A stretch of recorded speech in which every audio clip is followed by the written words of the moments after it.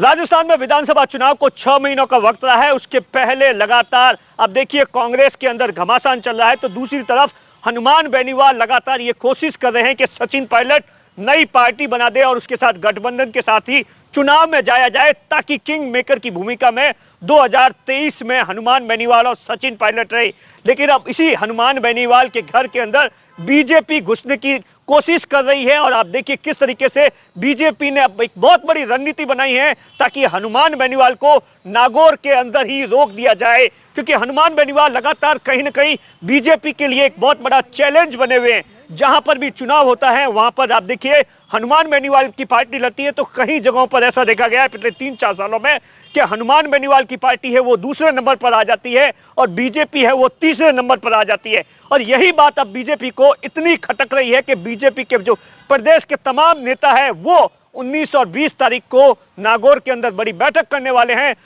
2018 में जब हनुमान बेनीवाल ने अपनी पार्टी बनाई थी उस वक्त 58 सीटों पर चुनाव लड़ा था और उसमें से 3 जो एमएलए थे वो हनुमान बेनीवाल की पार्टी से चुने गए थे और उसमें से 2 थे वो नागौर से थे। लेकिन हनुमान बेनीवाल के जैसे ही चुनाव लड़ा तो कई ऐसी सीटें थी जहां पर बीजेपी जीत रही थी। हनुमान बेनीवाल की पार्टी के प्रत्याशी के चलते जो सीटें थी वो बीजेपी को गंवानी पड़ी थी। और उसके बाद से आप लगातार देखिए हनुमान बेनीवाल के जो पार्टी के जो कार्यकर्ता थे, चाहे जिला परिषद का सदस्य हो, पंचायत समिति के सदस्य हो या नगर पालिका के सदस्य हो, तमाम जगहों पर अपनी उपस्थिति दर्ज करवाई। और इसी के कारण आप देखिए कहीं पर भी अभी चुनाव हो रहा है पिछले 3-4 सालों से बीजेपी कई जगहों पर तीसरे नंबर पर आ रही है। और इसीलिए अब बीजेपी ने यह प्लान बनाया है कि हनुमान बेनीवाल को उसके घर के अंदर ही घेर दिया जाए जहां से वो आते हैं और वहां पर वो मजबूत देखते हैं कि आरएलपी वहां पर मजबूत है। जैसे आरएलपी अगर जो कमजोर होती है तो उसका बुरा फायदा है वो बीजेपी को मिल सकता है। दरअसल नागौर के बारे में ये कहा जाता है कि नागौर हमेशा से कांग्रेस का गढ़ था,